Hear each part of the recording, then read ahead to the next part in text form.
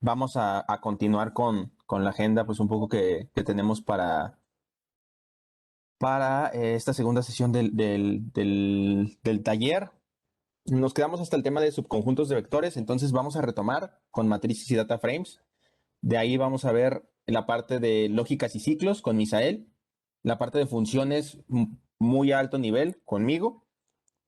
Y luego les comentábamos que existen algunas funciones de lapply y sapply, más la parte generalizada de estas. También vamos a ver cómo funcionan. El siguiente punto es la parte de la lectura de datos, luego la parte de simulación, posteriormente el tema de fechas y tiempo, y vamos a terminar con algunas gráficas básicas, ¿vale? Entonces, básicamente esa es la orden del día a cubrir el día de hoy. Básicamente en este primer punto vamos a estar cubriendo, como ya lo comentaba, el tema de matrices y data frames, ¿ok? Entonces, recapitulando, me parece que sí les había comentado que en este caso ambos van a representar tipos de datos rectangulares, ¿ok? Estos tipos de datos rectangulares básicamente son los que se ocupan para almacenar datos de manera tabular, ¿vale? Cuando hablamos de almacenar datos de manera tabular, pues hay que pensar que tenemos datos con filas y columnas, ¿vale? También se habló justamente de que las matrices pueden contener una única clase de datos, mientras que los data frames pueden constar de muchas clases diferentes de datos, ¿vale? Es la principal diferencia. ¿Ok? Entonces vamos a comenzar quizá en la parte de la transición de un vector a una matriz con lo siguiente. Vamos a crear una variable, en este caso un objeto llamado mi vector. ¿Ok? Esta variable, pues le podemos asignar o asociar los valores ordenados del 1 al 20. ¿Ok? Y esta estructura pues es ya un poquito como la conocemos, ¿vale? En forma de vector. Por eso se llama mi vector, ¿vale? Corremos y pues bueno, aquí nos dice que ya está guardada esta variable o este valor, ¿vale? Si quisiéramos echarle un vistazo al vector que acabamos de crear, pues nada más hay que copiar y pegar en la línea de abajo y imputar control más enter para que lo pueda correr, ¿vale? Entonces hasta ahí pues hemos creado un vector. Ahora, vamos a hacer uso de una función que se llama dim, paréntesis. Esta función dim, pues básicamente nos va a decir las dimensiones de un objeto, por eso se llama dim, ¿vale? Entonces, en estricto sentido, si nosotros corriéramos o aplicáramos más bien la función dim sobre el objeto que hemos definido como mi vector, lo que nos devuelve es un nulo, ¿vale? En este caso, yo creo que podemos guardar este resultado, que cuando aplicamos la parte de dimensión a un vector, lo que nos devuelve un nulo, vamos a probar por otro lado. En este caso vamos a usar la función length de longitud, ¿vale? Esta función length básicamente hace lo mismo y la aplicamos para la parte de mi vector.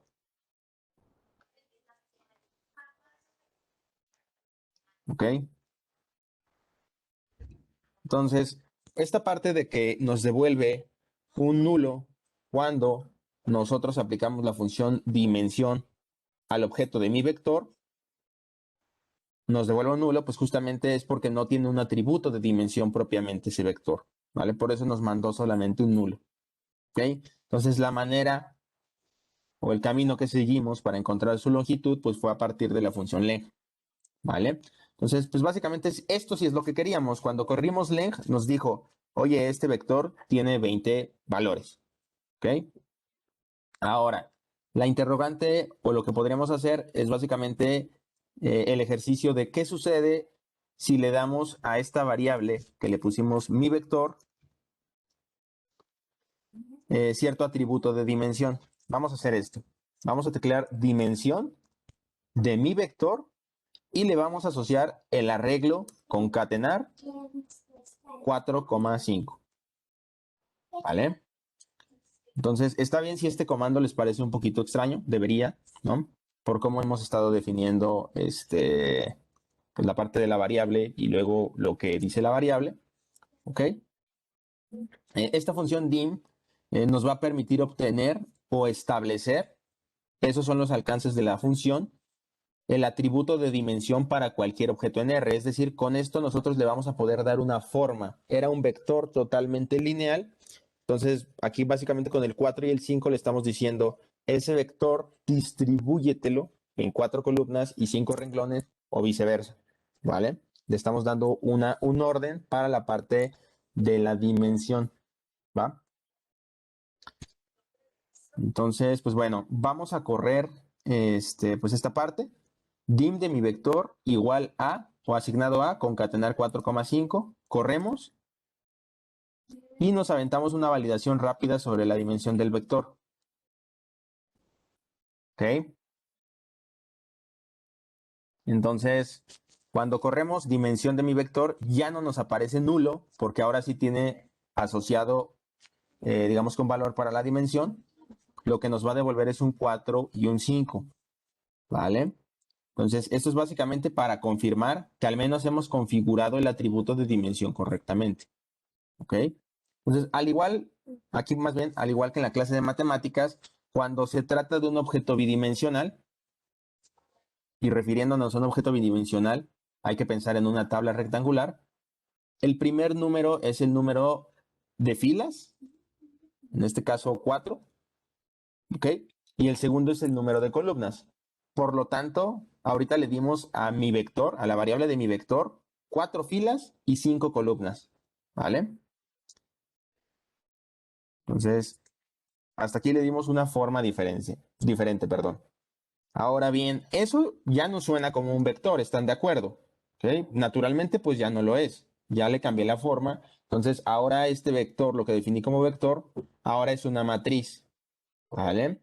Entonces, si yo quiero ver, después de realizarle la configuración correspondiente al objeto de mi vector, cómo se ve este, pues corro aquí mi vector, aquí abajo, ¿vale?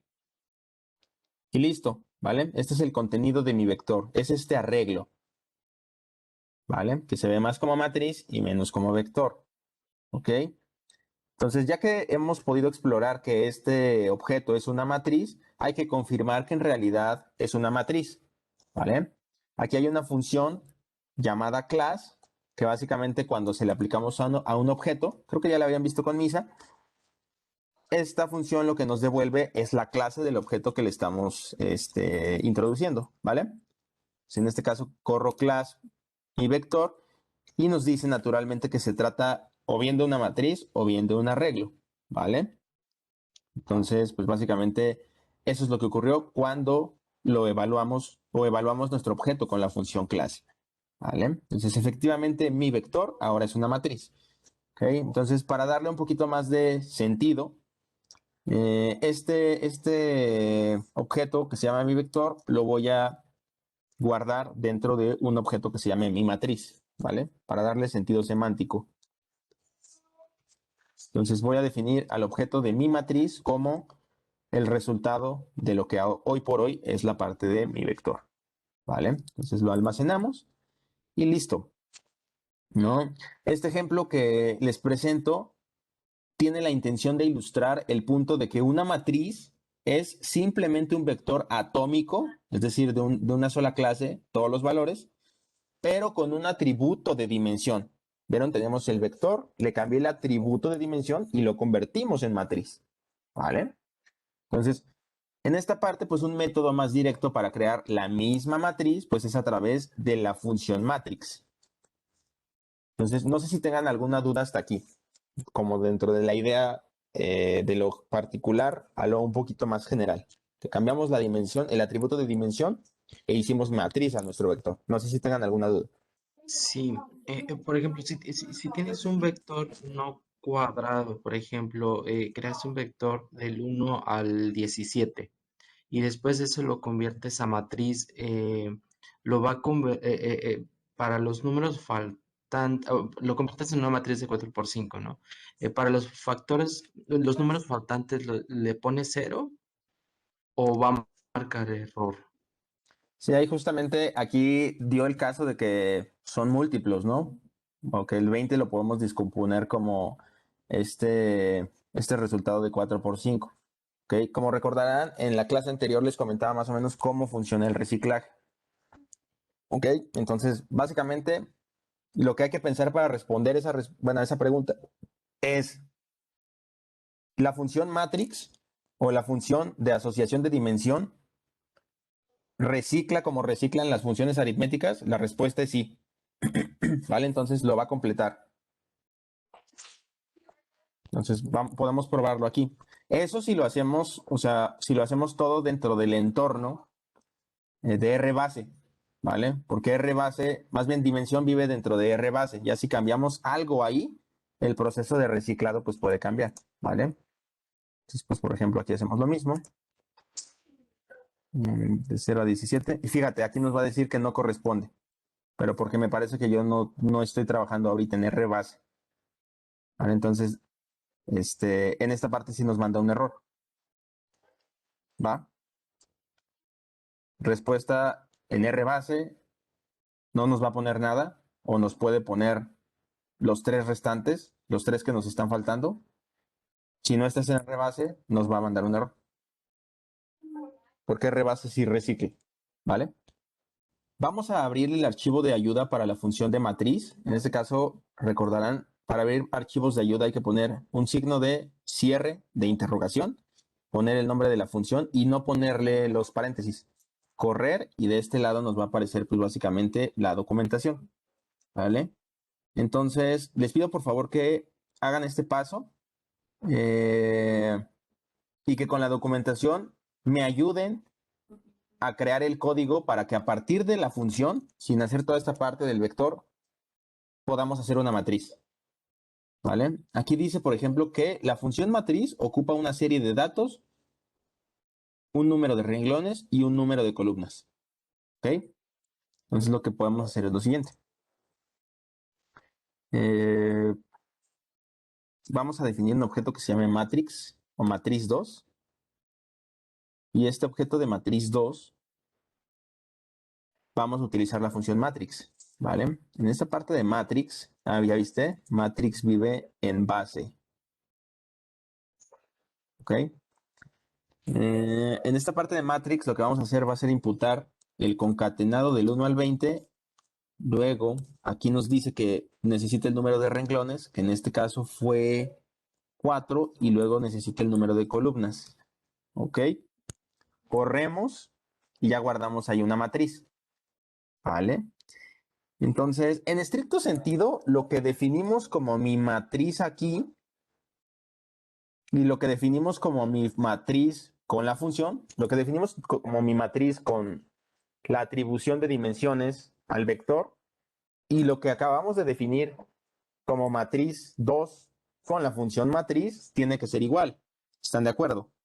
O al menos eso es lo que se trató de hacer.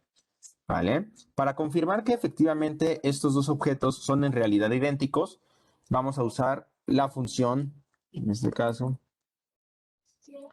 la función identical, me parece que se llama así. Identical. Y esta función recibe un parámetro, dos parámetros a evaluar, ¿vale? En este caso vamos a evaluar mi guión bajo matriz y lo que definimos como matriz 2. Corremos identical y lo que nos manda es un valor booleano, en este caso true, que se refiere a que estos dos objetos efectivamente entrada por entrada son iguales, ¿vale? Entonces, digamos, esta validación, digo, tenemos al final 20 celdas. A ojo la podemos hacer casi casi, ¿no? Pero imaginemos que estamos trabajando con un set de datos ya de dimensión quizás significativa, pues nos va a ayudar, ¿no? A hacer rápido esa validación. Lo que me están pasando quizá es básicamente lo que ya tenía o hay errores aquí, ¿vale? Pero es básicamente para validar mediante un true or false cómo está la cosa en el sentido de que entrada por entrada sean iguales los dos objetos. Vamos a imaginar la siguiente situación. Imaginemos que estos números que definimos aquí en esta tabla representan algunas medidas en un experimento clínico, ¿vale? Donde cada una de estas filas, no se puede representar un paciente y cada una de las columnas, filas son los renglones y las columnas pues están acomodadas de manera vertical. Ok. Pues es posible, por ejemplo, que en este caso deseemos etiquetar filas, de modo que sepamos qué números pertenecen a cada paciente en el experimento que les comento. ¿Vale? Una forma de hacerlo podría ser agregar una columna a la matriz donde esta columna contenga los nombres de las 4 personas. ¿Vale? ¿Cómo vamos a hacer esto? Pues vamos a comenzar por crear un vector de caracteres que contenga los nombres de nuestros pacientes. ¿Vale? Entonces, en este caso, vamos a crear un vector que se llame pacientes. Va a ser un vector de caracteres. ¿Ok? El primer sujeto se va a llamar Luis. El segundo objeto se va a llamar, perdón, sujeto se va a llamar Paco. El tercero se va a llamar Alberto. Y el cuarto se va a llamar Juan. ¿Vale? Entonces creo mi vector de pacientes. ¿Vale? Entonces, aquí nada más recordar que las comillas dobles le dicen a R que algo es una cadena de caracteres. ¿Vale? Almacenamos el resultado en una variable llamada pacientes en este caso. ¿Vale? Y listo. Vamos a usar una función que se llama cbint. Esta función cbint básicamente se utiliza para combinar columnas. ¿Vale? Por el momento no nos vamos a preocupar por almacenar el resultado en una nueva variable, ¿vale? Simplemente vamos a llamar a la función cbint y lo que le vamos a ingresar pues es el valor de pacientes, coma, a lo que le llamamos hace un momento mi matriz. Corremos y fíjense cómo se ve el arreglo de acá, ¿vale? Como que hay algo sospechoso en el resultado, ¿no? Parece que la combinación del vector de caracteres con nuestra matriz de números hizo que todo estuviera entre comillas dobles, ¿vale? ¿Qué significa esto? Que nos quedamos con una matriz de cadenas de caracteres. Y esto pues no necesariamente es bueno, porque pues cuando trabajamos con datos de este estilo lo que queremos es usar los números, ¿vale? Entonces, si recuerdan, como empecé pues un poquito la plática, es que al final les dije que las matrices solo pueden contener una única clase de datos, ¿ok? Entonces, por lo tanto, cuando intentamos combinar un vector de caracteres con una matriz numérica, R, vamos a decirlo así, se ve obligado a convertir los números en caracteres. Por eso nos manda todos los valores con comillas dobles, ¿vale? Esto tiene un nombre, esto se llama coerción implícita, ¿vale? ¿Por qué no la pedimos? Lo hizo, ¿vale? Eso es lo que acaba de suceder, ¿vale? Una pregunta filosófica que la dejo así a ustedes podría ser, oye, ¿por qué R simplemente no convirtió los nombres de nuestros pacientes en números? ¿Ok? Dejaré que reflexionen sobre esa pregunta. ¿Ok? Entonces, pues hasta aquí todavía nos queda la pregunta de cómo incluir los nombres de nuestros pacientes en la tabla sin destruir la integridad de nuestros datos numéricos, ¿vale? Entonces vamos a probar con lo siguiente. Vamos a hacer mis datos y les vamos a asociar algo del estilo data.frame. Y a esto que dice data.frame le concatenamos pacientes, coma, mi-matriz. ¿Ok? Entonces corremos y vemos el contenido. Ok, miren cómo cambió esta parte, ya no trae la parte de las comillas. Ok, parece que esta función data.frame sí permitió almacenar nuestro vector de caracteres de nombres junto a nuestra matriz de números, ¿no? Y eso es exactamente lo que esperábamos. Ok, entonces tras bambalinas, lo que hizo la función data.frame fue tomar argumentos del estilo numérico y carácter y devolver un solo objeto de la clase data.frame. ¿Vale? Para poder confirmar esto, pues lo que vamos a hacer es poner o escribir class de mis datos y lo que nos debe salir, pues es básicamente que es de la clase dataFrame, ¿vale? Aquí también es posible asignar nombres a las filas y a columnas individuales y presenta pues esta parte pues otra forma de determinar qué fila de valores en nuestra tabla pertenece a cada paciente, es decir, también hay manera de pegarle básicamente un encabezado a esta tabla, ¿vale? Entonces, dado que ya resolvimos el problema de pegarle un nombre a cada conjunto de observaciones. Eh, Ahora lo que queremos es asociar nombres a las columnas de este data frame para que sepamos pues, qué tipo de medida representa, ¿vale? Al final aquí se pueden dar cuenta que como tenemos 6 columnas, ya contando los nombres de los pacientes, primero tenemos que crear un vector que contenga un elemento para cada columna, ¿vale? Entonces vamos a crear un vector de caracteres que en este caso le vamos a poner nombres, ¿ok? Aquí nos vamos a concatenar y pues le podemos poner cualquier nombre a estas medidas, ¿vale? Vamos a pensar que la primera columna corresponde a peso, la segunda columna corresponde a talla, la tercera columna corresponde a calificación, la cuarta columna corresponde a prueba. No, aquí tenemos ya 4. La primera se tiene que llamar, en este caso, paciente. Tenemos 1, 2, 3, 4. Nos estaría faltando una, podría ser la variable de edad. ¿Vale?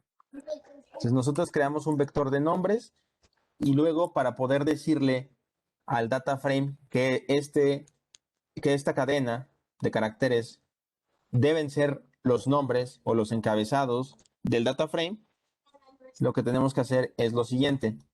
Vamos a poner call names, en este caso de mis-datos, es decir, aplícale la función nombre de la columna al objeto de datos y asóciale la variable de nombres. ¿Vale? Entonces, pues básicamente lo hacemos y listo. Ahora aquí tenemos que imprimir debajo el valor de mis datos. Y entonces, ese trabajo sí se realizó. ¿Vale? Pudimos ya poner el nombre de cada una de las columnas casi de manera manual con la función, en este caso, de nombre de columna, una vez que definimos el encabezado de cada una de estas columnas. ¿Vale? Entonces, lo que pudimos ver con este ejercicio, básicamente es cómo se trabaja con dos estructuras de datos muy comunes, ¿no? La parte de las matrices y la parte de los data frames, ¿no? Todavía hay mucho más que aprender y pues vamos a ir cubriendo temas un poquito más avanzados, pero básicamente este es curso patrulla de cómo hacer matrices, cómo hacer vectores, cómo transformar vectores en matrices y cómo transformar matrices en data frames. Vamos con el siguiente tema. Con Misa nos va a hablar un poquito de lógica y ciclos. Vamos a ver un poco de lo que da lógica, de lo que es lógica y algunos ciclos. Em, para empezar, voy a definir algunas variables, o sea, que sean de tipo lógicas. Voy a empezar definiendo variables lógicas, tal cual. True, y que sea false. Entonces, ahí ya tengo mis variables. Vamos a ver de qué tipo son. Es tipo lógica y Y también es evidentemente de tipo lógico. Aquí, si en algún punto de sus vidas llevaron como algunas clases de lógica, sabrán sobre estas cosas, como de qué pasa cuando pones X y Y, o sea, qué significa. Bueno, si alguien quiere decirme qué es lo que saldría si pones verdadero y falso. Falso. ah, Perdón, es Y minúscula. Ajá, exacto, es falso.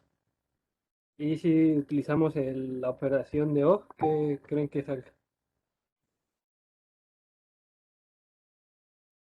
Eh, Verdadero, ¿no? Porque pues nada más tiene que cumplir una. ajá, verdad. Ajá. El O en R es este signo de el pipeline, creo que se llama. O pipe, no se llama pipe, perdón. y es la diagonal, la podrán ver al lado del 1 del teclado. También existe la negación. Parece que sí, ¿no? Era, en este caso X es true, entonces debería salir falso. Eh, eh, para el not es el signo de interrogación, el que está ubicado en el 1, y en este caso es verdadero. Eh, este tipo de lógicas se utilizan mucho, bueno, nos sirven mucho a la hora de comparar cosas en los data frames. Por ejemplo, si no me recuerdo, en este curso me preguntaron que por qué yo hacía esto de x es igual a 3, o si esto, cuál de las dos era correcta, ¿no?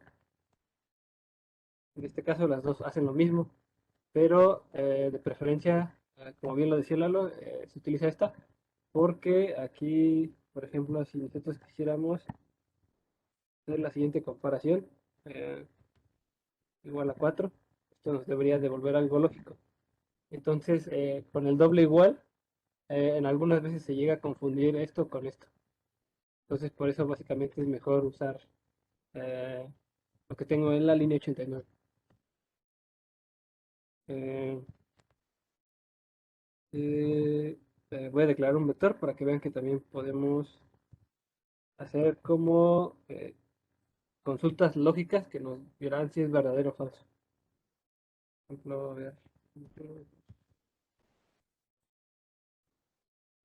ok, y nosotros tenemos que x sea mayor o igual que 2, mayor que 2, perdón.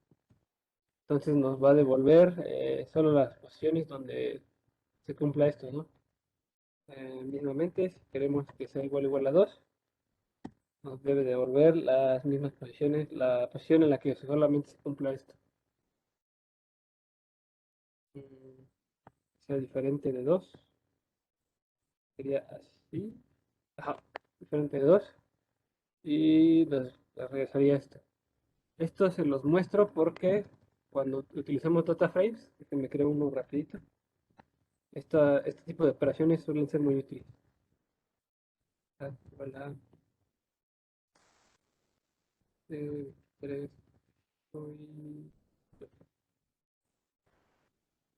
eh,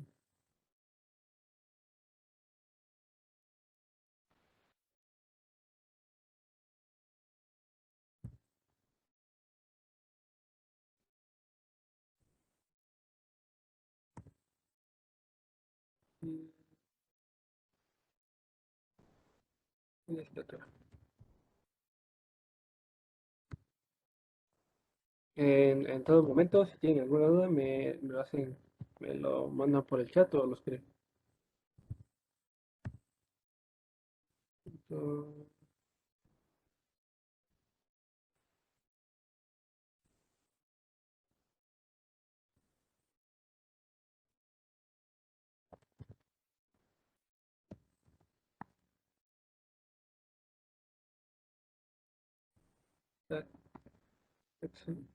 Y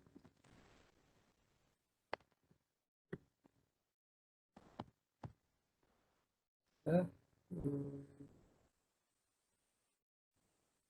queremos ver el data frame, está así.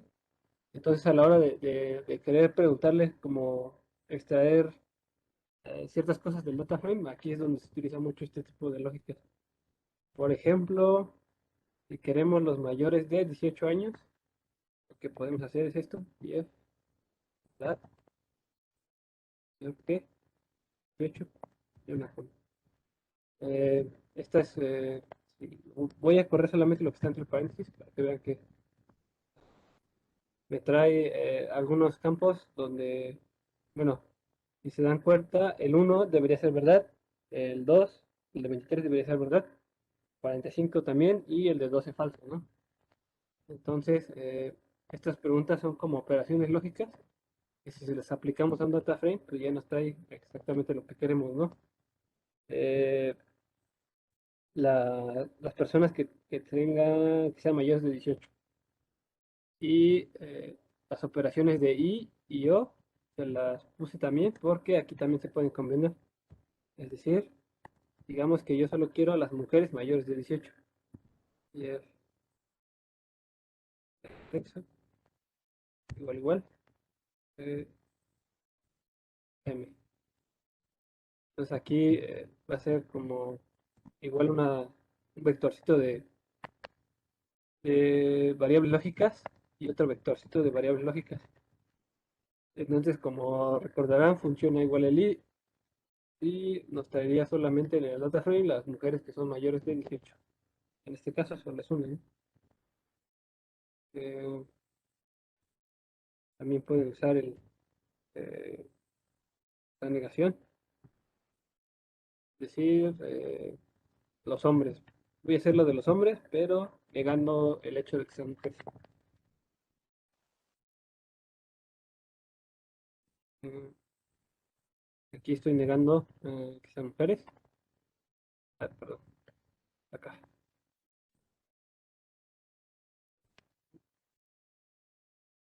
Y en este caso me trae a los hombres que son mayores de 18. O igual podría haber funcionado con el igual a 18. Eh, no sé si hasta este punto tengan alguna duda de las operaciones lógicas.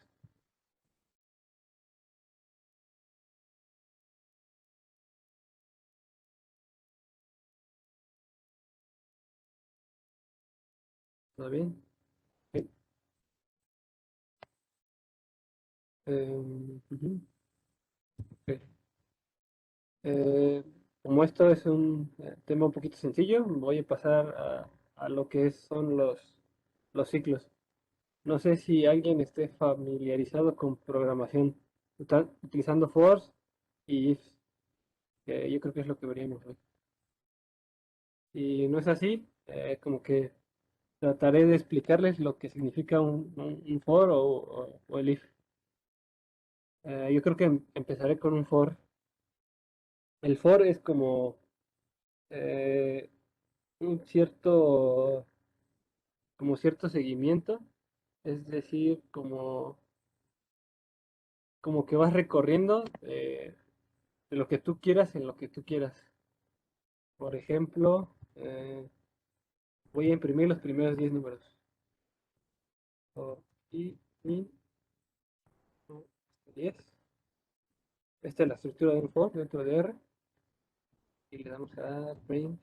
Y entonces aquí en la pantalla de abajo van a ver que va a empezar a sacar uno, 2, 3, así hasta llegar hasta el 10.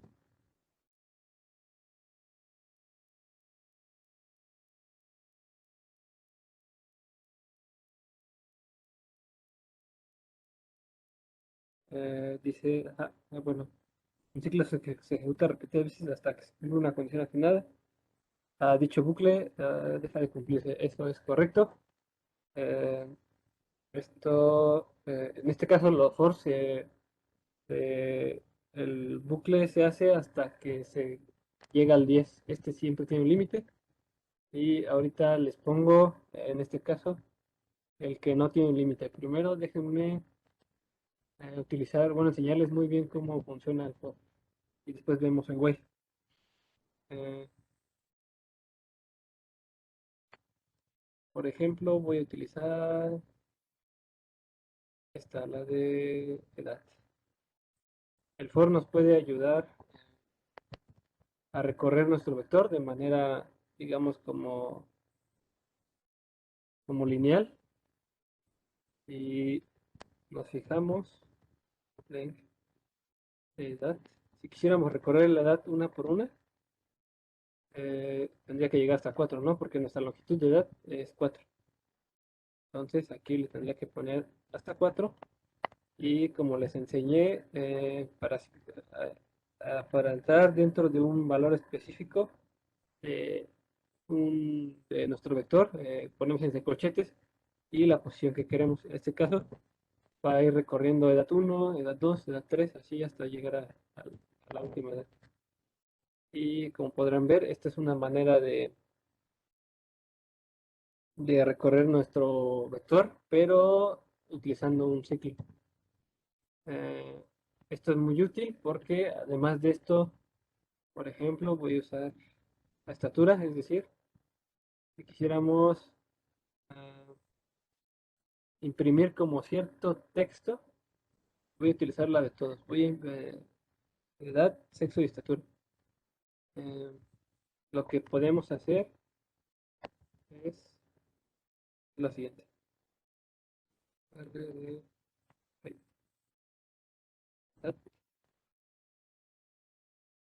Y aquí me lo debería de imprimir como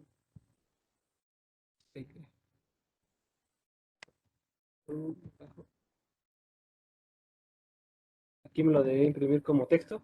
Entonces lo que voy a hacer es como concatenar cada una de sus digamos todos los vectores, toda esa información, pero como tipo texto, para que vean qué es lo que podemos usar, la forma en la que se puede usar un for.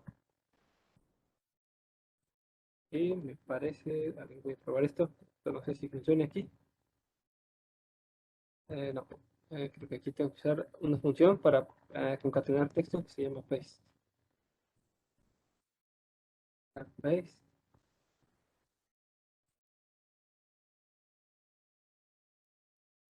Ahí, y toma un espacio y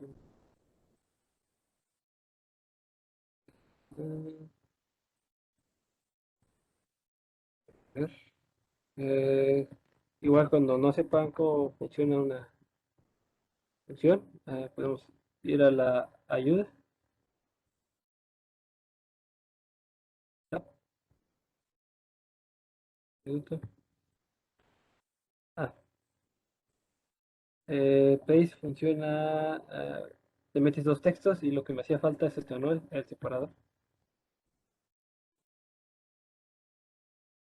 Darle sep igual a espacio y ahí debería de funcionar. Sep, el del segundo. Ah, ya vi que está fallando. No, esto va dentro de paréntesis. Lo bueno de usar RStudio es que nos señala dónde acaban las funciones, dónde empiezan los paréntesis y pues, nos ayuda a autocompletar ciertas funciones. Si corro for, va a correr todo como 20D y como les dije, voy a concatenar otra de las cosas. En vez de la edad y no sé, sexo. A ver.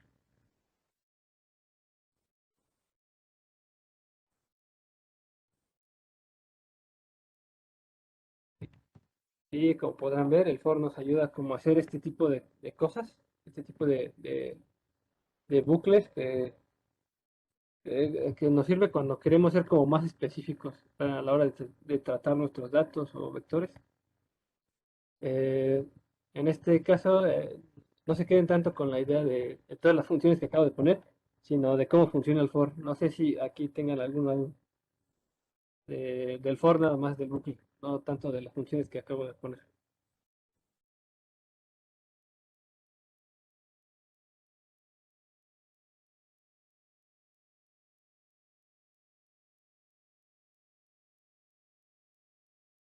Eh, me parece que todo bien. Entonces les voy a enseñar también la siguiente operación, que es el if. Eh, el if es como una pregunta, es como para decir, si esto ocurre, haz esto. Entonces, pongamos algo igual de tipo lógico. Si uno es mayor que 2, haz lo siguiente. Imprime, no sé, si es mayor. Uno si es mayor que 2. Mayor que 2. En este caso, como la lógica de todos nos está intuitando, es que aquí no va a pasar nada, ¿no? Porque el uno no es mayor que 2.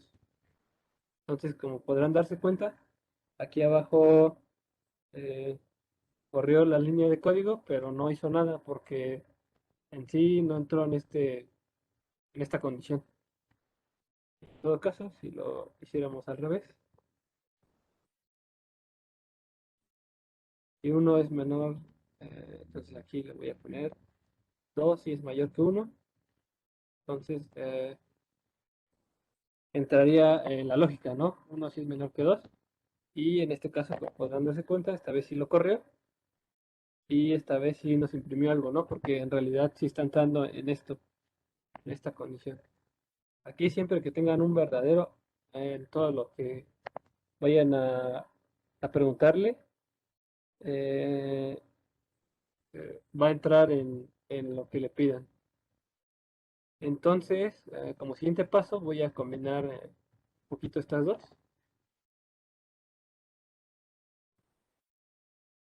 Voy a copiar esto.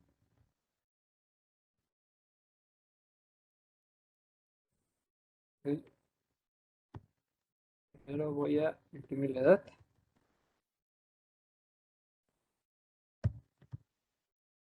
Nada más para recordarles cómo es el for. Y aquí le voy a meter un if.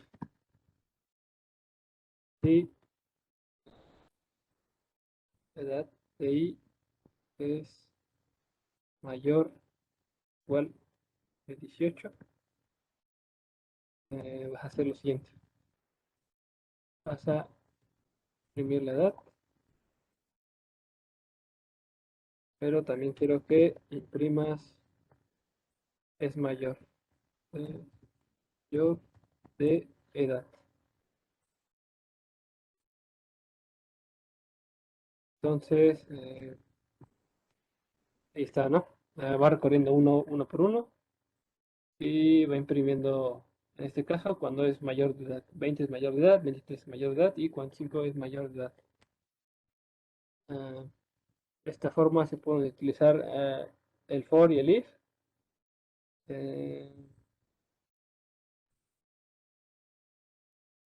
Eh, bueno, hasta este momento, no sé si tengan alguna duda para enseñarles lo que viene siendo el while, nada más que aquí hay que tener un poquito de cuidado. Por eso quiero saber si hasta aquí está todo bien. Sí, está todo claro hasta aquí. Ok.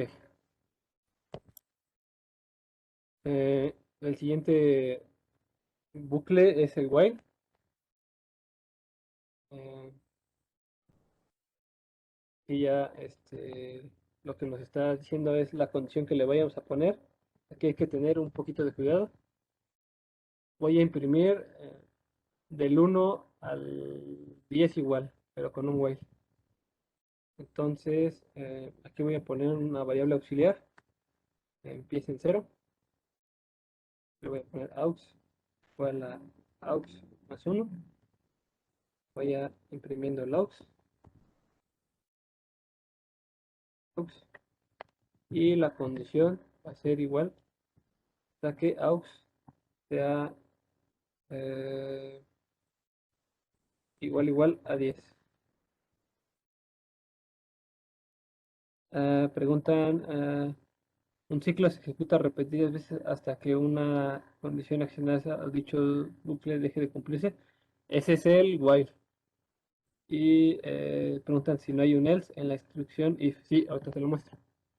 Primero, primero voy a correr esto. Aquí tengan este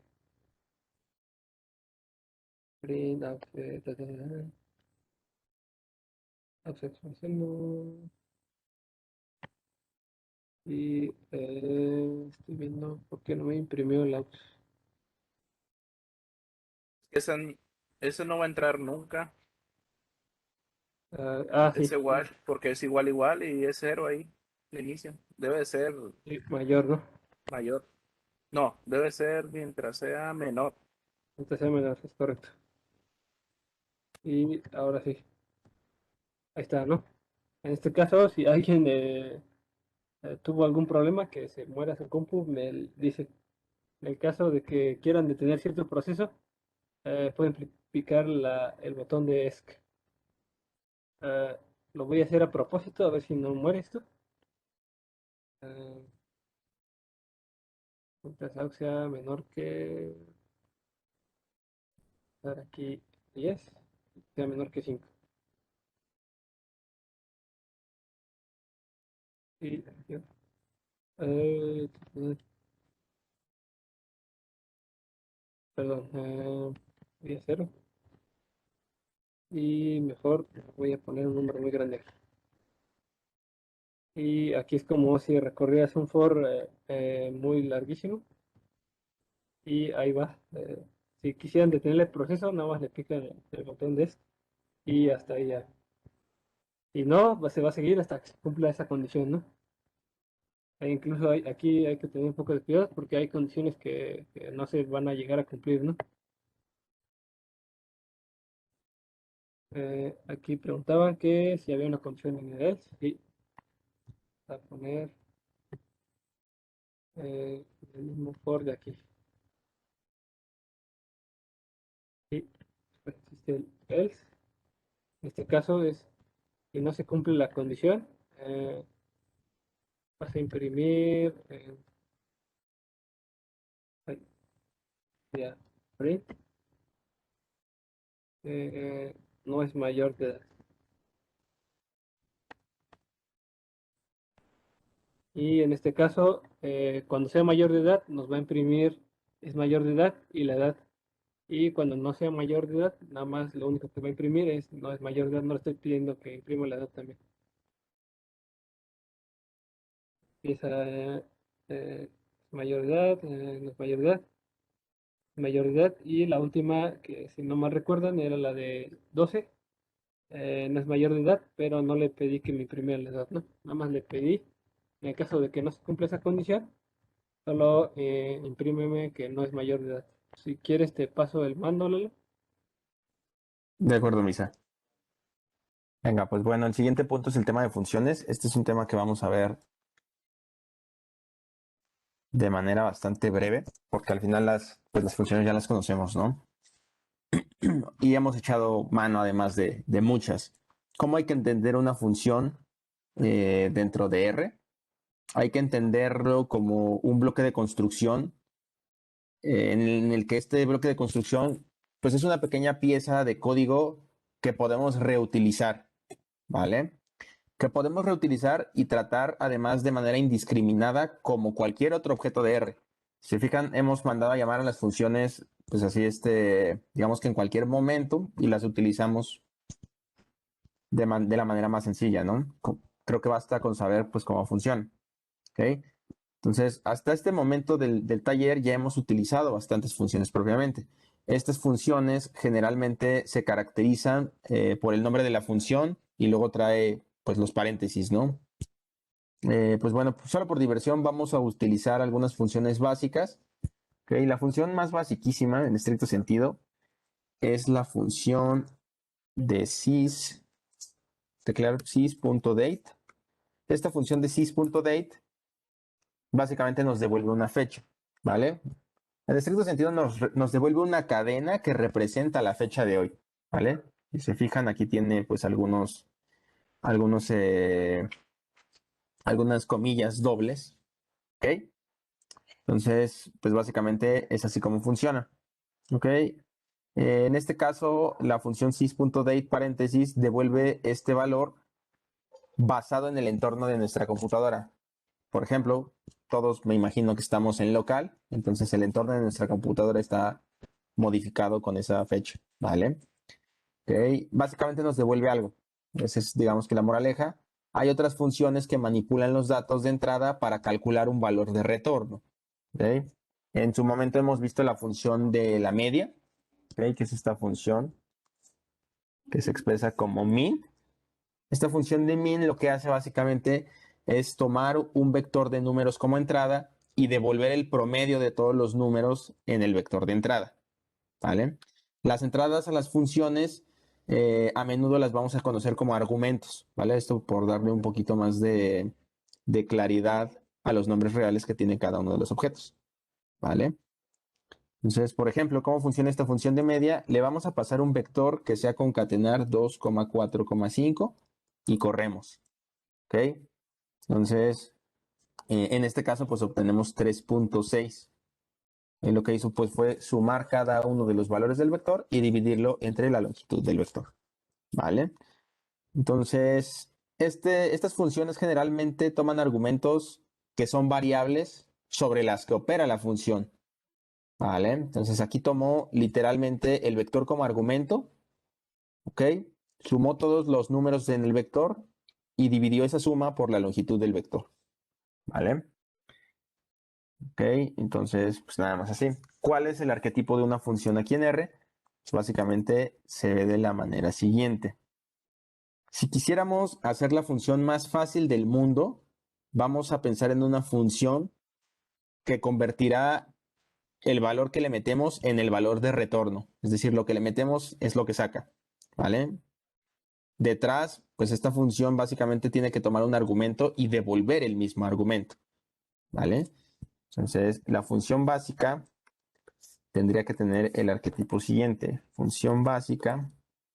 Así es como vamos a definir una función o un objeto del estilo función. Va a ser function, va a recibir un parámetro x, abrimos corchetes, y lo que va a devolver es x. ¿Vale? Es así como se tiene que ver la versión más fácil de nuestra función. Más bien, la versión más sencilla de una función creada por nosotros. ¿Vale? Corremos, garantizamos que aquí en la parte del ambiente y de las ejecuciones, la función básica la haya guardado como función. Y cuando regresamos al script, si nosotros tecleamos función básica y ponemos algo del estilo hola mundo, lo que dice la función que tiene que hacer es devolver lo que le metes. Entonces, en estricto sentido, si corremos, la salida de esta función, pues es hola mundo. ¿Vale? Entonces, necesitamos declarar a aquella función como función para empezar, obtener el número de argumentos del que echa manos la función y entre paréntesis, perdón, entre corchetes, mapear de manera explícita cuál es la regla que tienen que seguir los argumentos que imputamos de manera previa. ¿Vale? Entonces, pues es eso, ¿vale? Para comprender los cálculos en R, esto igual como paréntesis, son útiles dos lemas, ¿no? Todo lo que existe es un objeto, hay que acordarnos siempre de eso. Y número dos, todo lo que sucede es una llamada de función. ¿Va? Entonces, pues básicamente es así como se ve. Si nosotros quisiéramos ver el código fuente de esta función que acabamos de hacer, pues hay que mandarla a llamar.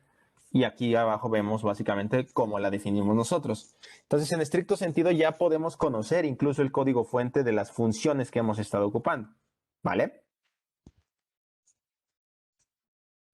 Sí, entonces, es hora de hacer pues, una función un poquito más útil, ¿no? Vamos a replicar, si les parece adecuado, la funcionalidad de la función min, creando una función llamada media o algo por el estilo. Vamos a ponerle mi-media. Ok. Básicamente esta función de media va a ser la tropicalización propia de la función min. ¿Vale? Hay que recordar que para calcular el promedio de todos los números de un vector, necesitamos encontrar la suma de todos los números del vector y luego dividir esa suma por el número de números en el vector o el número de elementos. ¿Vale? Entonces vamos a hacer lo siguiente. Si nosotros quisiéramos hacer nuestra función. ¿Ok? Entonces primero definimos esta parte de mi media como una función. Esta función necesita solamente algo del estilo mi vector. Ya abrimos corchetes. Y necesitamos dos cosas. Necesitamos la suma de mi vector y necesitamos la dimensión de mi vector. ¿Vale? Entonces, en el capítulo anterior ya veíamos que si ponía dim no me arrojaba la dimensión propiamente, pero si pongo length sí me arroja la dimensión. En este caso voy a poner mi vector y listo. ¿Vale? Entonces, básicamente, esta es la función que yo propongo, ¿no? La función que proponemos nosotros. ¿Ok? Entonces, pues básicamente tendría que ser así. Corremos la parte de mi-media. Y abajo la podemos mandar a llamar de nuevo, mi-media, ¿vale? Y no sé, le podemos incrustar esto que vemos que ha ruido aquí arriba, del que ya sabemos que el resultado es 3.6. Ponemos abajo y evaluamos el vector de 2,4,5 con la función mi-media. Y nos devuelve básicamente lo mismo, ¿no? Entonces, aquí hint número 1, la función suma, el hint número 2, la función length, y hint número 3 sería que el promedio es igual a la suma entre el tamaño, ¿no? Entonces, con eso ya pudimos definir una función. No sé si tengan alguna duda hasta aquí. Lo que se hizo básicamente fue replicar la función del promedio, min, digamos que a mano, con más pasos.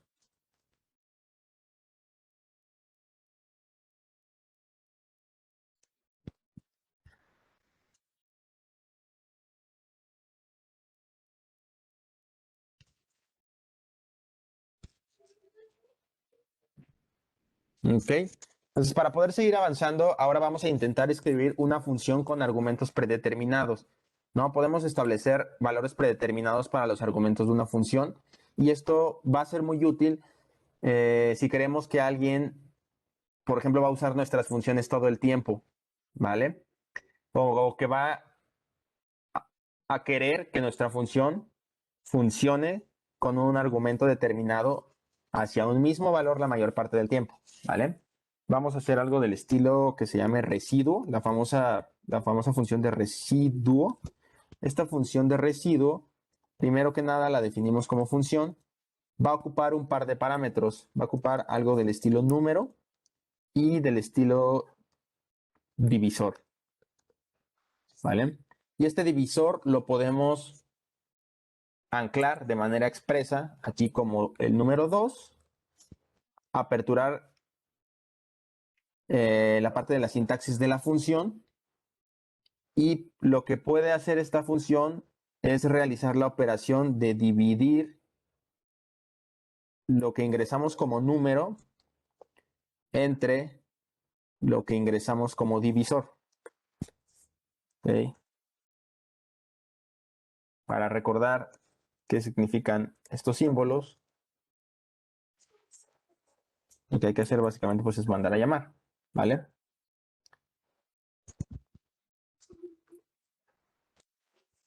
Esto que puse aquí es un operador aritmético, ¿vale? Todos estos son los operadores aritméticos. Este que puse aquí en concreto es el penúltimo, ¿sí? Es el penúltimo. ¿Y qué quiere decir esto? Esto es básicamente la obtención del módulo de dos números, ¿vale? Entonces, para efectos un poquito más de comprensión, lo que podemos hacer es lo siguiente, ¿vale? Vamos a primero a definir nuestra función y luego la vamos a aplicar. Si ponemos residuo,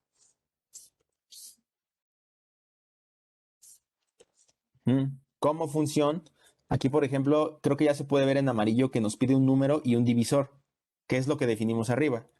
En número, por favor, hay que teclear 11 y en divisor hay que teclear, pues no hay que teclear nada, ¿vale? Nada más le ponemos el número y listo. Entonces, si aplicamos residuo de 11, lo que está haciendo esta función, como el divisor es 2, es básicamente divídete el número 11, ajá, en la parte entera de 2 y mira cuántas unidades te quedan después de haber realizado la división, ¿vale? Entonces, en este caso, lo que sí se sabe es que podemos multiplicar el número 5 por el número 2 y el residuo en este caso es 1, porque al número que llegamos con la operación de 5 por 2 es 10, ¿vale? Entonces, lo que nos avienta, lo que nos arroja la operación residuo o la función residuo en este caso es 11, ¿vale? Entonces, por ejemplo, si hiciéramos ahora lo siguiente, si hiciéramos residuo de 11 y nosotros, a pesar de que esta operación tuviera el parámetro forzado en 2, le ponemos 5, lo que nos va a aventar va a seguir siendo 1, ¿vale? porque en este caso lo pensó de manera distinta. En el primer ejemplo, el divisor era 2 y en el segundo ejemplo, el divisor es 5, ¿vale? Pero de todos modos, siempre existe este número complementario que nos devuelve al 10 y el residuo hacia la operación de 10, de 11 menos 10, pues es 1, ¿vale? Entonces, básicamente así es como podemos especificar argumentos explícitamente en una función, cuando designamos explícitamente valores de argumentos por nombre, ¿no? El orden de los argumentos a los ojos de este ejemplo, pues deja de ser un poco importante, ¿no? Ya lo pudimos haber probado acá. En este caso, pues vamos a pasar al siguiente tema, que es la parte de las funciones apply y lapply. Entonces, pues te paso el mando, Misa. Primero que nada, les voy a enseñar a cómo se puede subir un archivo. Y me parece que mejor de una vez les paso la liga de un archivo que vamos a utilizar. Primero, para cargar un archivo hay como varias opciones. Aquí hay una que se van a la parte de File, Import Dataset. Y aquí hay diferentes tipos de archivos que se pueden subir. Se pueden subir desde SPSS, SAS, Excel, Text y TextBase. Que en este caso voy a utilizar el TextBase para subir un archivo CSV. Me parece que de una vez voy a subir el archivo que les compartí. Se llama banderas. Le damos aquí a Open. Y aquí, como podrán darse cuenta, es un CSV separado por comas. Aquí hay como varias opciones. Aquí ya el separador dice que por automático están en coma. Así es como quedaría nuestra importación.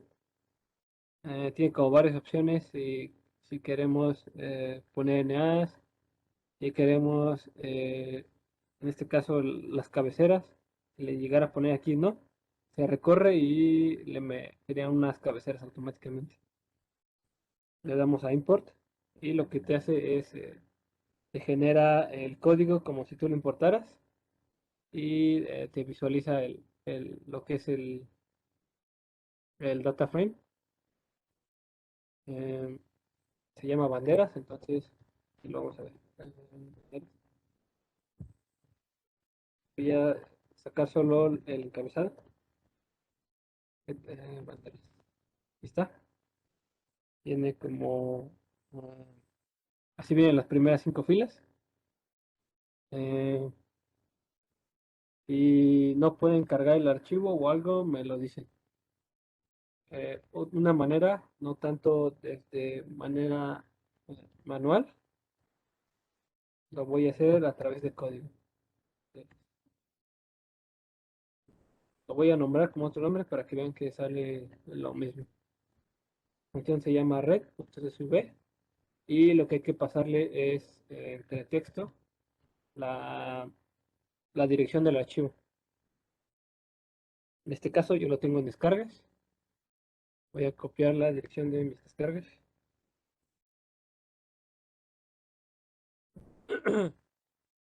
Eh, Aquí hay que cambiar las diagonales o bien poner doble invertidas. En mi caso yo las voy a cambiar nada más a la invertida. Y cómo se llama el archivo. En este caso se llama banderas y es .csv. Y le doy a correr y en este caso también voy a poner el chat de lo que acabo de cargar, ¿no? Y se dan cuenta, pues es exactamente lo mismo, ¿no? Eh, el red CSV tiene como ciertos parámetros que le podemos cambiar. Por ejemplo, separado. En este caso, voy a cambiarlo solo para equivocarme precisamente. Voy a decirle que el archivo no lo quiero separado por comas, sino lo quiero separado por punto y coma. Entonces, evidentemente me lo va a leer mal, ¿no? En este caso, como ninguna fila tiene punto y coma, lo que me hace es tráemela tal cual así. La primera fila solo tiene un dato y es todo lo que trae. Tiene más cosas como el header. Aquí lo voy a poner en false. Y lo voy a dejar aquí como para que se vea lo que hace. Pues está. Es, no, pues es eso. Ok, le doy al head. Y como podrán darse cuenta, lo que me hizo es no tomarme la primera columna como los encabezados. Por defecto tiene true y ya lo tendría bien. Existen otras funciones para leer data frames. Aquí está otra, la CSV2. Funciona exactamente lo mismo que la de CSV. Lo único que cambia es que los parámetros por defecto son diferentes. En este caso, el de red CSV2, el parámetro que viene por defecto es el de separación igual a punto y coma. Lo voy a hacer. Eh, y si se recordarán hace unos momentos, así me salía cuando lo leí con punto y coma. Pero al igual que el de arriba, se lo puedo cambiar. Dep igual a, quiero que esté separado como coma. Y va a funcionar igual que nuestro primer red CSV. Y ya quedaría bien. Existe otra función este, para, digamos, no poner la ruta. Aquí lo que vamos a escribir es un file just y lo que va a hacer es como abrirnos una ventanita. Y aquí está la ventanita. Nosotros nos vamos a donde tengamos el archivo y lo seleccionamos. Y ya cargaría. Y ya estaría de una manera correcta. En lo personal, no me gusta usar mucho esta función porque luego a la hora de querer volver a recuperar tu archivo, pues hay que volver a ir a buscarlo donde lo tengas guardado y así. Que yo creo que en este caso la línea más sencilla podría ser que lo pusieran en su escritorio quizás para que fuera un poquito más plano el pad que sigue básicamente la lectura. ¿Vale? Eso es como un hint. De hecho, a mí yo lo bajé y bajó como CSV. Cuando lo subí así, no me lo leía, lo tuve que enviar a XLS. Ese era como el errorcito que me salía. Digo, si le sirve. Entonces voy a seguir con lo que viene siendo la función apply y la apply. Adelante. Voy a enseñarles lo que trae el data frame. Trae un nombre y me parece, si no mal lo chequé, son algunas características de la bandera o del escudo Lalo. Esta es una tabla, un inventario de las características de las banderas de los países. Ok. Mm, entonces, ya que sabemos algunas cosas que son características de las banderas, por ejemplo, si quisiéramos calcular la media eh, de algunas de sus características, pues lo que sabemos hasta el momento es que podemos usar media de f y la característica que nosotros queramos, ¿no? No sé, por ejemplo, las más. ¿Alguna otra? Ejemplo, área.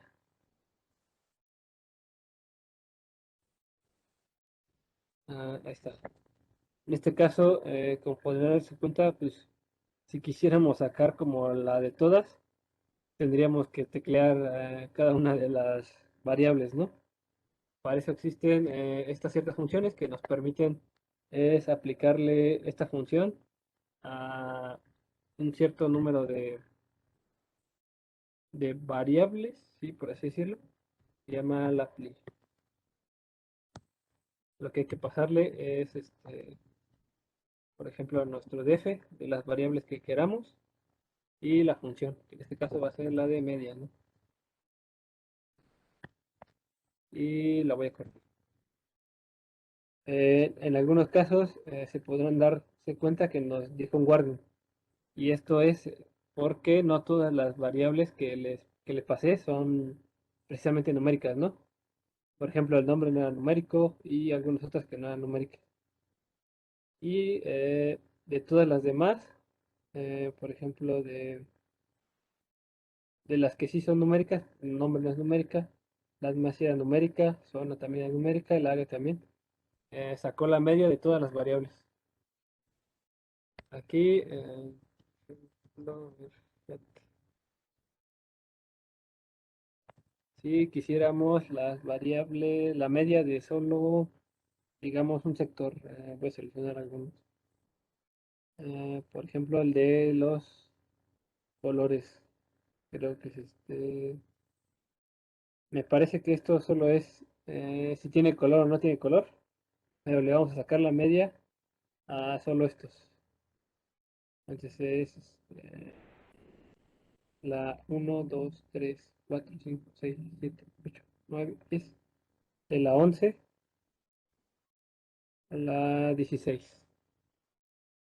Entonces, una manera de acceder a las columnas es, sí, entonces la 16. Y nada más como para estar seguros, red, green, gold, hasta white, orange, 6, 7, 18, hasta la 18 era, perdón. 17. Está, ¿no? Los colores. Entonces, aquí debe ser hasta la 17 y solo le voy a sacar la media a esas específicas que, como es, si tiene o no tiene, pues la media va a estar entre 1 y 0 siempre, ¿no? Aquí está, ¿no? La media de las columnas que yo le pasé. En alguna ocasión me preguntaron si se podían utilizar las etiquetas de los nombres. Y sí, también, si no quieren utilizar las posiciones, también se pueden utilizar las etiquetas como vienen los nombres. Es decir, kill, eh, PB, y a crear un vector con esas etiquetas. Uy.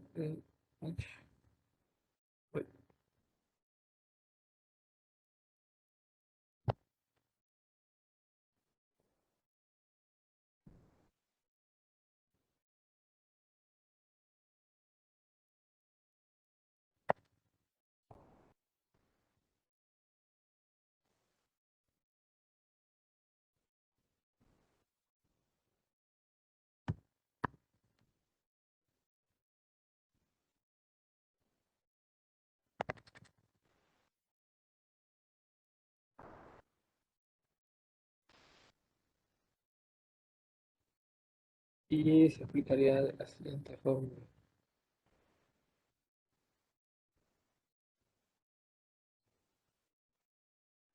Y en vez de ese vector, pues sería el vector de nombres.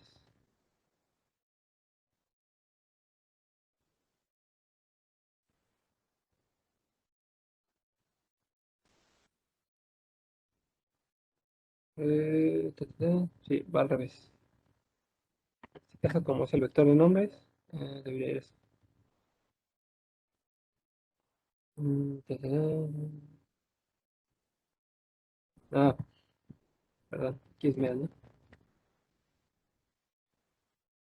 Y eh, mm, déjame ver si está entrando esto, porque me parece que es lo que no está saliendo.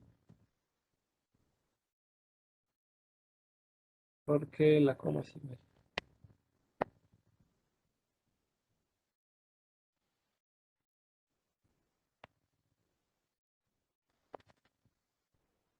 Ajá, y está.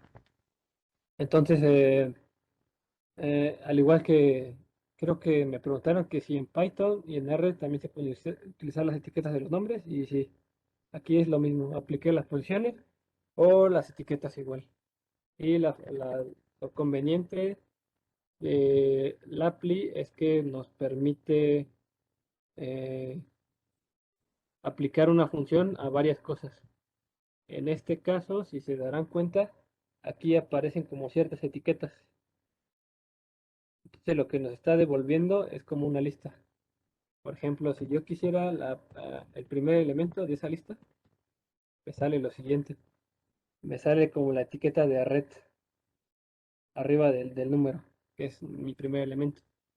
Como les enseñé, para acceder más a fondo, lo que podríamos hacer es poner un doble 1 y ya nos traería el dato tal cual sin la etiqueta. ¿Esto por qué se los digo? Porque la función supply, eh, lo mismo,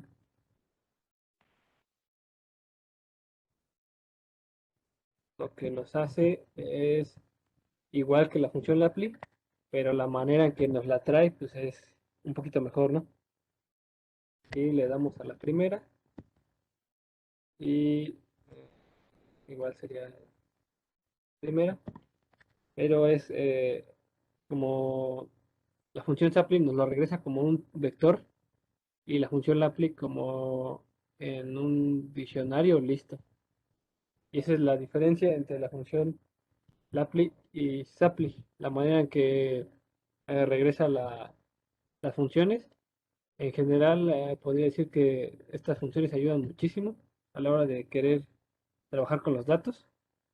No sé si alguien tenga alguna duda, sino para darle un poquito de chance a Lalo de que juegue con las gráficas, que eso está un poquito más divertido. Sí, un poquito de acerca de la sintaxis de esa función.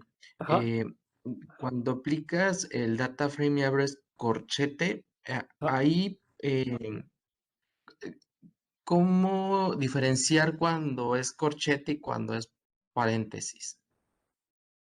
Eh, Bueno, esa es una, y la otra, ¿por qué está un coma y después como el vector este de 1 a 17? Esa es buena pregunta. Si quieres te lo muestro.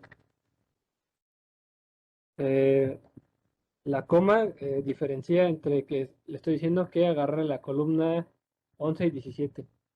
Y aquí, si yo le pongo de la 1 a la 10, lo que me va a hacer traer es los datos de la columna 11 y 17 de las primeras 10 filas. Entonces para que te lo aprendas, es filas, coma, columnas. Y por lo regular la coma siempre va. Y respecto a los corchetes y los paréntesis, los corchetes se usan cuando estás trabajando con un data frame y los paréntesis cuando estás utilizando un vector. No sé si esto resuelva tu duda. Entonces, te cedo la pantalla, Lalo. Vale, entonces voy a compartir mi pantalla. Creo que tenemos chance de elegir un par de temas que podemos ver ahorita. Digamos que dentro del temario tenemos la parte de la función, de las funciones todavía bapply y tapply, que nos comentaba un poquito Misa, se encuentran dentro del marco de la metodología de Split Apply Combine de R, que es básicamente pues aplicar una función de manera masiva a un dataset, ¿vale? Entonces, no sé si quieran ahondar en el tema de bapply y tapply o quieran que pasemos a la parte de simulación, a simulación y luego a ver la parte de las gráficas, ¿no? Para no ahondar, digamos que mucho en este tipo de funciones y poder ver más bien la parte de simulación y gráficas. ¿Cómo ven ustedes?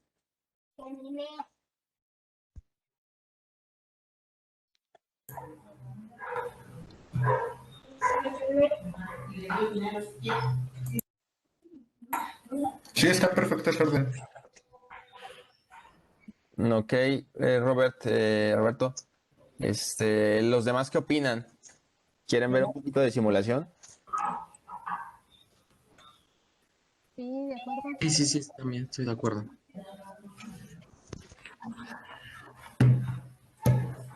Vale. Bien, entonces, pues bueno, vamos a abordar la parte de la simulación. Igual si van teniendo alguna duda, lo van escribiendo. Intentar ser lo más concreto posible, ¿va? Entonces, Si tuviéramos que aperturar, yo diría que una de las grandes ventajas de utilizar un lenguaje de programación estadística como R, pues al final es su vasta colección de herramientas para simular números aleatorios. ¿Ok? Yo creo que esto que les voy a decir, aunque asume cierta familiaridad con algunas distribuciones de probabilidad comunes, no vamos a entrar muy a detalle en ese sentido, ¿ok? Y tampoco es como que vayamos a usar algo demasiado raro. Incluso si no tenemos experiencia previa con estos conceptos, podemos comprender totalmente esta charla y comprender las ideas principales, ¿vale? Lo primero que vamos a usar es una función para generar números aleatorios, ¿ok? Esta función para generar números aleatorios se le conoce como sample, me parece que en su momento ya la habíamos visto, cuando teníamos el tema de los NAs, ¿ok? Vamos a usar el signo de interrogación de cierre para abrir la documentación, ¿ok? Corremos y pues aquí tenemos cierta descripción, ¿vale? Entonces yo los invito a leer esta descripción para ver básicamente qué hace, ¿vale? Aquí dice justamente que la función toma una muestra de tamaño específico de elementos de X, en este caso X especificado, ¿ok? Con o sin reemplazo, ¿vale? Y ahorita vamos a ver qué es eso. Pensemos en la siguiente situación. Si nosotros quisiéramos simular el lanzamiento de 4 dados, donde los dados hay que asumir o hay que poner de manera explícita que los datos son de 6 lados, ¿cómo lo podríamos hacer? Lo podríamos hacer de la manera siguiente. Vamos a poner sample, es decir, la muestra del 1 al 6. Quiero 4 resultados y el valor de replace lo voy a llenar con un true, ¿vale? Entonces, básicamente aquí estamos simulando el lanzamiento de 4 dados, donde los dados tienen 6 lados, ¿vale? Entonces corremos y aquí simulamos realmente los resultados, ¿no? En esta simulación dice, el primer dado salió 2, el segundo dado salió 1, el tercer dado salió 5 y el cuarto dado salió 2, ¿vale? Entonces, por ejemplo, si nosotros volvemos a correr esto, nos tiene que salir algo distinto, naturalmente, ¿no? Porque no dejamos fijo, entonces sería como si hubiéramos realizado otro experimento. Igual para su información, la probabilidad de obtener exactamente el mismo resultado sería como de 1 entre 6 a la 4, ¿no? Fíjense, es muy pequeña, ¿no? Entonces, en esta corrida lo que hicimos fue obtener cierto resultado, en la segunda obtener otro resultado y luego calculamos la probabilidad de que ese resultado haya sido el mismo y es muy pequeña, hace sentido de cara a que si nos ponemos a hacer esto en repetidas y reiteradas ocasiones, la probabilidad de obtener mismos resultados es pequeñísima. De hecho, es esta, ¿no? 0.000771604.9, ¿vale? Entonces, ¿qué nos dice esto? Pues que básicamente cada que estamos haciendo esta parte del sample, vamos a obtener resultados distintos. ¿Ok? Hasta aquí espero que no haya ninguna duda. Vamos a hablar un poquito de esto que escribí de sample de 1 a 6, 4, replace igual a true. Esto le está indicando a R que seleccione al azar 4 números entre 1 y 6 con reemplazo, ¿vale? Para que todos estemos en orden, el muestreo con reemplazo simplemente significa que cada número se reemplaza después de seleccionarlo, de modo de que el mismo número pueda aparecer más de una vez, ¿vale? No los estamos quitando. Esto es lo que queremos aquí, ¿no? Ya que lo que hacemos cuando lanzamos un dado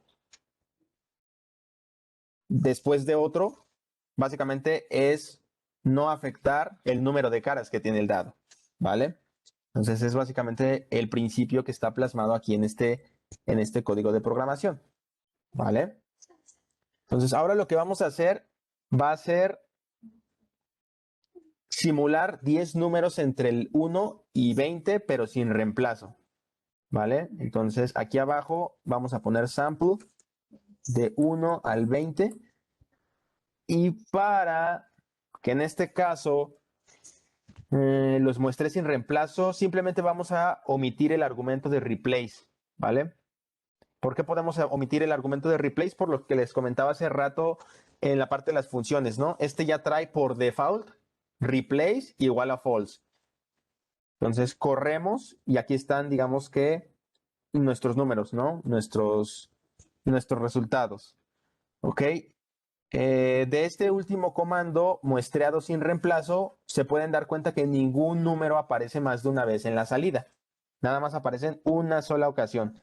Y naturalmente, por construcción, lo que vamos a obtener, pues es básicamente un vector del 1 al 20, pero ordenado de una manera aleatoria en estricto sentido. ¿Vale? Ok, esto para cuando trabajamos con números, es la parte como primordial. Ahora, me parece que R tiene una variable que se llama letters. Ah, sí, miren. Esta es una variable predefinida que contiene, es un vector.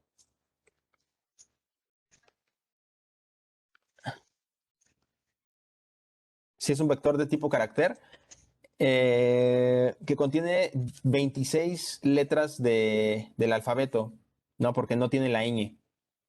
Se pasa de M, N, O, P, Q. No tiene la ñ, entonces tiene 26 letras del alfabeto pues, en español. ¿Ok? La función sample, la que le hemos estado usando ahorita, también puede utilizarse para permutar o para reorganizar elementos de un vector. Por ejemplo, si nosotros hacemos algo del estilo sample y lo aplicamos a letters, ¿ok? Para permutar estas letras, pues vamos a obtener esto que está acá, ¿no? Básicamente lo que hizo fue estar permutando estas letras del alfabeto. ¿Ok? Esto es idéntico a tomar una muestra de tamaño 26, ¿no? La dimensión es 26 y la muestra es de tamaño 26. ¿Ok? Entonces es idéntico a decirle a R, hey, toma una muestra de tamaño 26 sin reemplazo, ¿vale? Cuando no especificamos, como en este caso aquí en sample, si se fijan, no especificamos el argumento del tamaño, R va a tomar una muestra del mismo tamaño que el vector del que está muestreando. Aunque aquí muestreo todo, muestreo los 26. ¿Vale? Ahora, vamos a meterle un poquito de complejidad a esto.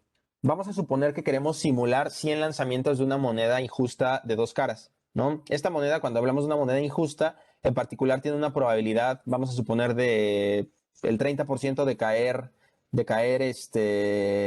águila y una probabilidad de 0.7 o del 70% de caer sol, ¿vale?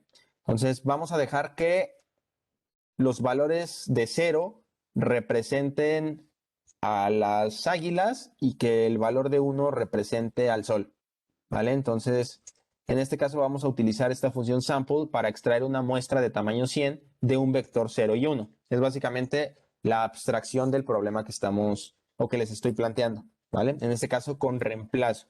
Y dado que la moneda la estamos pensando como una moneda injusta, debemos asignar probabilidades específicas a los valores de águila o sol, ¿vale? Con cierto argumento. ¿Ok? Entonces, lo que vamos a hacer es crear un objeto que se llame lanzamientos. Este objeto que se llame lanzamientos va a ser una muestra, entonces necesitamos la función sample. Esta función sample devuelve dos resultados. Devuelve águila o devuelve sol, que en este caso por eso estoy concatenando el 0 y 1. Voy a utilizar el argumento de replace para poder determinar que es con reemplazo. En este caso voy a usar true. Y un tercer argumento que vamos a utilizar va a ser el de las probabilidades para especificar que se trata de una moneda injusta. ¿Vale? Entonces, en este caso, voy a poner prob igual a concatenar. Dijimos que para el sol, perdón, para el águila está cargada con 30% y para el sol está cargado con 70%. Entonces, básicamente, este es el modelito que quiero. ¿Vale? Parte de lanzamientos. Ok, entonces, pues corremos y luego vemos qué es lo que sale de este modelito que tenemos acá. Ok. Fíjense aquí, yo creo que me faltó, dijimos que 100, ¿no? Me faltó el 100. Entonces aquí ya tenemos una muestra de tamaño 100 de ese vector, del vector de ceros y unos, ¿vale? Entonces, volvemos a correr el tema de lanzamientos. Y básicamente, si yo simulara todas estas interacciones, R ya me está diciendo, los resultados con esa simulación de los valores que tú imputaste son estos que están aquí abajo. ¿Ok? Dentro de este experimento que les comento. ¿Ok? Y aquí, pues, dado que establecimos la probabilidad de que caiga cara en cualquier lanzamiento, bueno, en este caso cara considerado como Sol, en 70%, esperaríamos que aproximadamente el 70 de nuestros 100 lanzamientos de esta moneda obtengan el valor 1, ¿vale? Entonces, lo que sí podemos hacer es sumar la variable de lanzamientos, porque al final, pues, va a sumarme todos los unos. ¿Están de acuerdo? ¿Vale? Y asciende a 66. O sea, como el valor que esperábamos era 70, por esta parte de que la moneda está cargada, pero fue de 66, un poquito menos del esperado, ¿vale? En este caso, pues el lanzamiento de la moneda es un resultado binario, o sea, ceros y unos, es decir, águila o sol. Y estamos realizando 100 intentos independientes del lanzamiento de la moneda, por lo que podemos utilizar aquí un comando que se llama rbinom para simular una variable aleatoria binomial, ¿vale? Entonces, a continuación vamos a simular una variable aleatoria binomial. Ponemos rbinom para poder hacer, digamos que el modelo que hicimos arriba de una manera, pues, más rápida, ¿vale? Igual aquí los invito a que puedan experimentar o leer un poquito cuál es la documentación que se tiene para esta función. ¿Ok? Pues por aquí, si pueden notar, cada una de las distribuciones de probabilidad en R tienen una función que empieza con R, que es esta que está acá, rbinom, que es para generar números aleatorios, una función con una D, que es para generar la densidad, una función con la letra P, que es para generar la probabilidad, y una función con la letra Q, que es para generar un cuantil, ¿vale? Ahorita, de cara a lo que estamos haciendo, vamos a estar más interesados en las funciones que empiecen con R, ¿no? Porque es random y la función, es decir, generar números aleatorios a partir de esa función o de esa distribución, ¿vale? Entonces, siguiendo con nuestro ejemplo, ¿qué hay que saber para poder avanzar?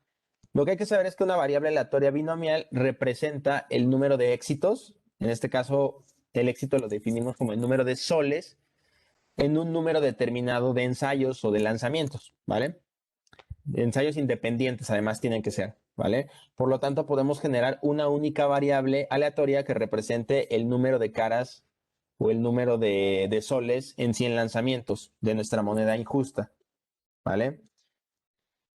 Entonces, en este caso, lo que podemos hacer es mandar a llamar a rbinom, ¿ok? Que este resultado sea de tamaño 1 y la muestra de tamaño 100, y la probabilidad en este caso sea de 0.7, ¿vale? Y corremos. Miren, en este lanzamiento, bueno, en esta corrida para estos 100 lanzamientos, se obtuvo un resultado de 69, que se parece más al 70, ¿vale? Pero digamos que esto es como con otro comando. Se hizo por un lado y se obtuvieron 66, ¿no? Se hizo el experimento por otra vía y se obtienen 69, que en estricto sentido sigue siendo el mismo experimento. Estructuralmente sigo abstrayendo el ejercicio de lanzar 100 monedas. Estas monedas están cargadas 100 veces. Bueno, lanzar 100 veces esta moneda e ir apuntando los resultados. 1 para cuando obtengo águila y 0 para cuando obtengo sol, ¿vale? Igual aquí de manera equivalente, si queremos ver todos los ceros o todos los unos, podemos solicitar 100 observaciones, cada una de tamaño 1, ¿vale? Es decir, algo muy parecido a lo que está aquí. Ups. ¿Vale? Con la misma probabilidad de éxito, ¿no? De 70%, ¿vale? Como lo vamos a hacer es a través de otra variable, una variable que se llama lanzamientos. En este caso, lanzamientos 2 va a ser simular una variable aleatoria binomial. y esa variable aleatoria binomial le vamos a poner que queremos 100 observaciones de tamaño 1 con probabilidad igual a 0.7, ¿vale? Utilizamos el tema de lanzamientos 2. Vemos aquí abajo lanzamientos 2. Es un nuevo experimento, pero con una nomenclatura distinta. Y si realizamos la suma de la variable lanzamientos 2, nos sale 68. Entonces ya vimos 3 maneras de abordar el mismo ensayo. ¿Vale? Entonces, básicamente, eso es así como podemos simular números. ¿Vale? Entonces, simular en este caso, en particular, RBinom, podemos simular números aleatorios de muchas otras distribuciones de probabilidad, ¿vale?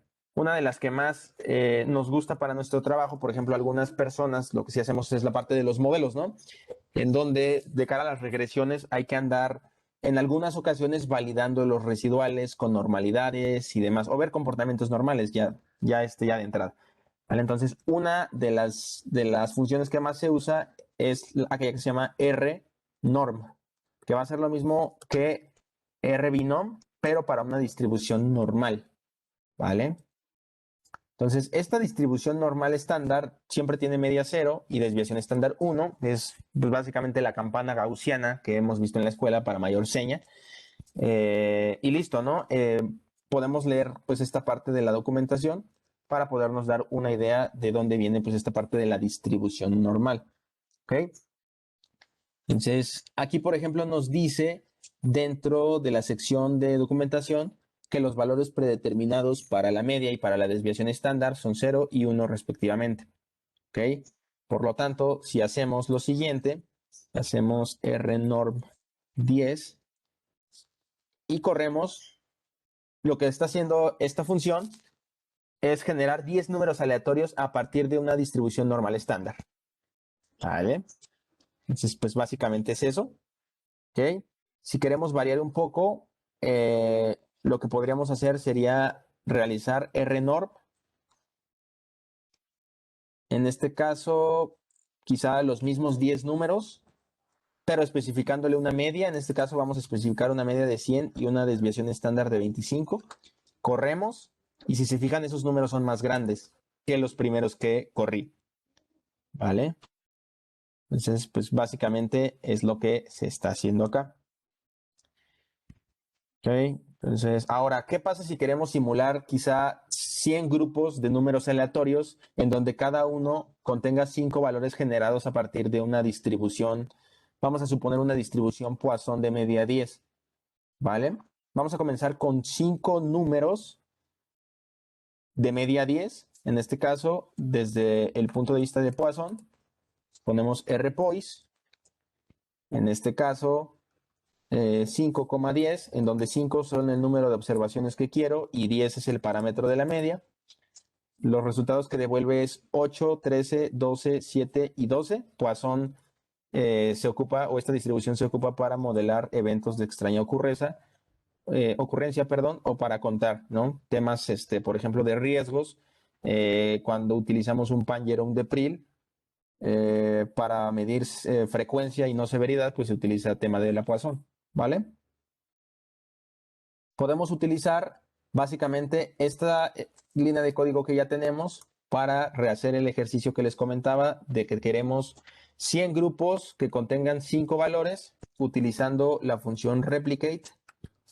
Esta función replicate lo que va a hacer pues es replica 100 veces básicamente el ejercicio de generar 5 valores para una distribución Poisson de parámetro 10. ¿Vale? A esto le vamos a asignar el valor de la variable, le podemos poner en este caso poise, para poder ver cómo se ve. ¿Ok? Y luego le echamos un vistazo por acá. Entonces, básicamente lo que hicimos con replicate es ese mismo ejercicio, como hace rato lo veíamos con Misael, de que teníamos el for, hacerlo 100 veces, pero de una manera pues más automatizada, sin ningún for, y que en costo computacional pues implica menos esfuerzo. ¿Vale? Pues básicamente este replicate crea una matriz en donde cada columna contiene 5 números aleatorios generados a partir de una distribución de Poisson con media 10, ¿vale? Estructurando totalmente el pensamiento. ¿Ok? Ahora, podemos encontrar la media de cada columna en esta parte a la que ya llamamos MiPoise, usando una función que se llama call_means. Call_means lo que va a hacer, pues básicamente va a ser calcular la media para cada una de las columnas. En este caso, como parámetro, incrustamos el objeto de mi-poise y aquí pues le podemos poner media de las columnas, media columnas y correr. ¿Vale?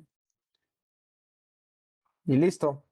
Ya digamos que para concluir, lo que sí podemos hacer es echarle un vistazo a la distribución de las medias de nuestras columnas trazando un histograma. ¿Esto cómo lo podemos hacer? Con la función HIST y metemos la parte de media-columna.